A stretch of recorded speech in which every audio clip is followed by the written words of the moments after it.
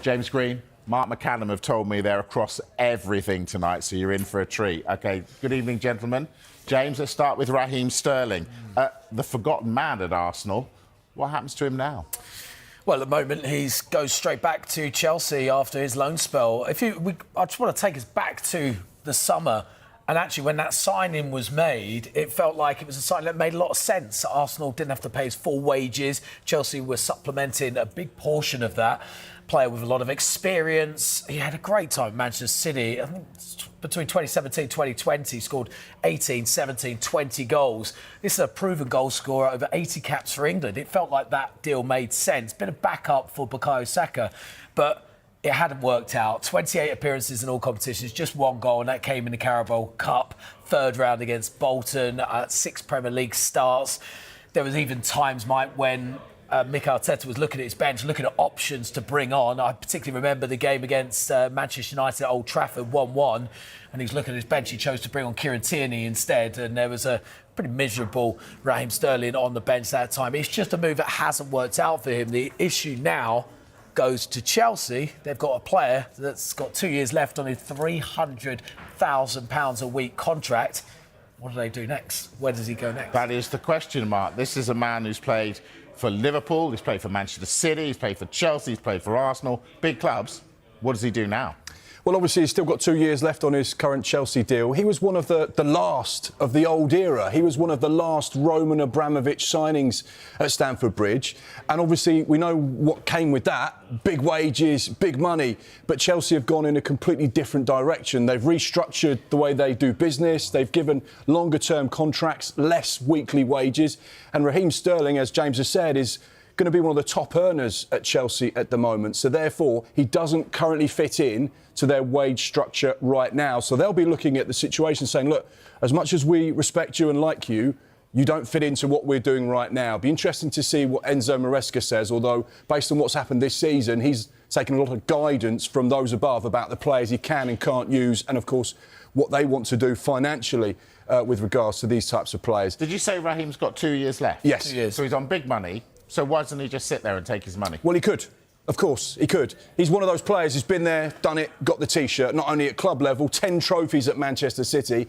Also, he's been on the biggest stage for England as well. He's played for the biggest clubs. What left is there for him to achieve in this country? Maybe he might say, well, actually, I might look abroad. I might want to see what other opportunities there are in Europe. I might want to maybe go to the Saudi Pro League, of course. And Chelsea will probably sit down with him and say, look, actually, we respect that and understand that. But for us, we don't see a future here. Maybe he didn't give enough on the pitch at Arsenal, but there's no question, when you look at this player, he still has so much to offer a group, a squad, and I think that's the key thing for Raheem Sterling. OK, all right, so Raheem, he's on his way out of Arsenal of that loan spell. Thomas Partey at one stage looked like he was on his way out of Arsenal. No more. What's the latest with him, James? Yeah, latest is Arsenal are in talks with his representatives about extending his contract. Now, his contract runs out at the end of June. Now, Arsenal this evening or this afternoon, they announced players leaving the whole squad, not just the men's team, the women's team, the academy as well. His name was at the bottom alongside, I think Chloe Kelly's was on there from the women's side as well. The fact they're having discussions about potentially extending. This is a player, 31 years old. He made more appearances in the Premier League for Arsenal this season than he has done in all the other seasons previously. So 5 seasons. He's been remarkably important for Arsenal this season, perhaps surprisingly for some actually, but he really brought the best out of Declan Rice. Declan Rice speaks so highly about his role in the team. He was adaptable this season, able to play right back for big portions when Arsenal went through their full-back problems, when every single full-back they had, which was at the start of the season deemed an area where they've got so many, but they all seem to be full crock of injuries. He's stepped in then. So, look, he's a player that did become very important. And if you look at Arsenal's midfield now, if he was to go, Jorginho's on his way to Flamengo after his contract expires. Declan Rice, Mikel Merino who played mostly back in the season as a centre-forward. Miles Lewis-Skelly, who potentially now sees his future as a left-back. it leaves that central midfield area pretty bare, especially a defensive midfield area, if you can extend his contract and if they can negotiate the best wage structure for the club and for the player. It seems like that's a deal that will make sense to extend that for either a year or another year. And Zubimendi coming into Arsenal as well. Still not happened yet officially, but that's one to keep an eye on because we understand that Arsenal have triggered his release clause. So, yeah, that is another addition to that midfield area that is obviously in desperate need of numbers at the moment. Yeah, great signing too. I want to take you back to Chelsea, Mark. No, James, you can do this. What's the goalkeeping situation? Well, look, Mike Magnon, we were talking about a little bit yesterday when news kind of filtered that Chelsea might be interested in the goalkeeper. Now, we understand that actually Chelsea have been offered the services of the goalkeeper, but they're trying to negotiate the fee. They don't want to pay a big fee for this for the keeper because he's got 1 year left on his contract.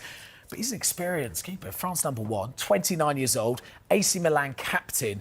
And actually, when we look at that Chelsea side, and a lot of questions asked about Chelsea over the last year has been about their lack of experience. Well, this is certainly a player who will be able to provide that. Leadership qualities in there as well. And I think Robert Sanchez, their current #1, maybe an unconvincing season in goal, but Chelsea at the moment still comfortable with the goalkeepers they've got. I think they've got 4, or we may have worked out about 8 or 9 yesterday, but 4 main first choice keepers that they like and they're comfortable with, and they're not going to be rushed into a decision, but it feels like this is an opportunity that's been provided to them. Maybe not an area they were looking to target originally in this summer transfer window, but as we know, clubs need to be adaptable to opportunities that just come up, and this could be one that they might well take advantage of. Yeah, it's interesting. The Raheem Sterling situation reminds us that there are an awful lot of players going back to their parent clubs who their parent clubs may or may not want them. Mark, talk us through that situation, and in particular Philip Billing, who of course has got a nice Serie A trophy round. Incredible. Another player just on that theme as well, Kepa, going from Bournemouth to Chelsea. One player going back into Bournemouth is this man, Philip Billing. And it's amazing, really, because he wasn't getting a lot of game time, wasn't starting many matches, wasn't playing his best football, although at times he'd been incredible for Bournemouth. Went out on loan in January, the winter window, to Napoli. Didn't start many games in Serie A, but earned enough to get himself a medal. And now comes back to Bournemouth as a Serie A winner under Antonio Conte. So quite astonishing, really. He looked like he just wasn't going to get any game time. Suddenly, he comes back with a league title. So, yeah, that's the situation. He's going to return from Napoli to Bournemouth. There was an option in that deal, but at the minute it doesn't look like Napoli are going to trigger it. But like you rightly say, this is one of many players that have all been sent out on loan for the back half of last season that are all suddenly going to be back at their clubs. Yeah, and we talked a lot about Jadon Sancho yesterday, but I want to talk Marcus Rashford. What on earth are Manchester United going to do with him? Well, this is, again, another one, isn't it? And I think we look at Rashford, we look at Sancho, you look at Antony. I think we might get on to Antony a little bit. But you look at where loan signings actually work well. Look, he had no future at Manchester United. Ruben Amorim made it very, very clear he didn't want him part of the first team squad. Actually very different to the Antony situation, where Antony was included in pretty much the majority of Amorim's squads. But then he's gone on to have a really positive loan spell with Aston Villa. In particular, that second leg at Villa Park against PSG, I thought he was utterly phenomenal. That was the best of Marcus Rashford. And he shows that he's got something still to give. But he's back at Manchester United. He's got a contract, I believe it's till 2028. 200k a week he's on. Manchester United are looking to offload. So the options are really, is someone going to come in and pay £40 million, which seems to be the fee that's earmarked for Marcus Rashford, or is someone going to come in and want to loan the player and pay his 200k a week wages? That's the options he's got. But it's where... Talk me through the mechanics of this then. How does it work? If you're someone who's interested in Rashford, do you just sit tight and wait and wait and wait until Manchester United are desperate to get rid, so you get the best deal? Is that how it works? Absolutely. If you walk into Manchester United and say, we want to take Marcus Rashford, they're going to say, you've got to pay all of his wages and you've got to give us £40 million. Full stop. And that's if you want him now. If you want him now. In 4 weeks' time, that might change. In 6 weeks' time, that might change.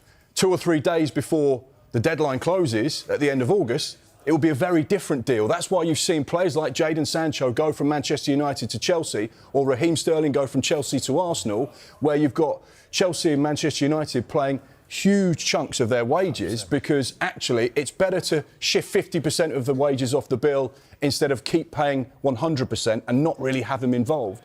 So therefore, this is where a lot of clubs will sit tight over the course of the start of this window. You see clubs like Liverpool who go into the market. They've got targeted players. This is what we want. This is where we're going to go and strengthen. And these are the players that are going to add to our squad. And for those other players that may be a little bit further down the list, they'll just go, well, let's just wait and see. There's not going to be huge numbers of clubs coming in for Marcus Rashford right now because, as James has said, £40 million, £300,000 a week, that's a tough deal to do for most clubs. So therefore, there's only a very small group of clubs that can entertain that kind of finance. So they'll just say, well, let's just wait and see. And then they'll make their move. So at the minute, there will be one price, but in 6 weeks' time or 10 weeks' time, that price will change. And, you know, as I was mentioning, Amorim made it pretty clear he doesn't see Marcus Rashford as part of his plans moving forward. So, again, clubs can go, right, let's take a step back. We've got time on this because they're going to want to offload him. They want to offload his player. We're going to try and get the best deal possible. So it's a massive game of chicken, is what you're telling me. Yeah. So always. Anthony's back at Manchester United. Same for him, is it? Yeah, same situation. Obviously, he got to the Europa Conference League final with Real Betis. Was starting week in, week out, was scoring, was putting on social media how much he was loving life in Spain. Away from United. And therefore, you know, he was making all of those right noises. But this is a player that Manchester United invested around £80 million in, and they're paying him handsomely as well. They are going to want to recoup as much of that as they possibly can.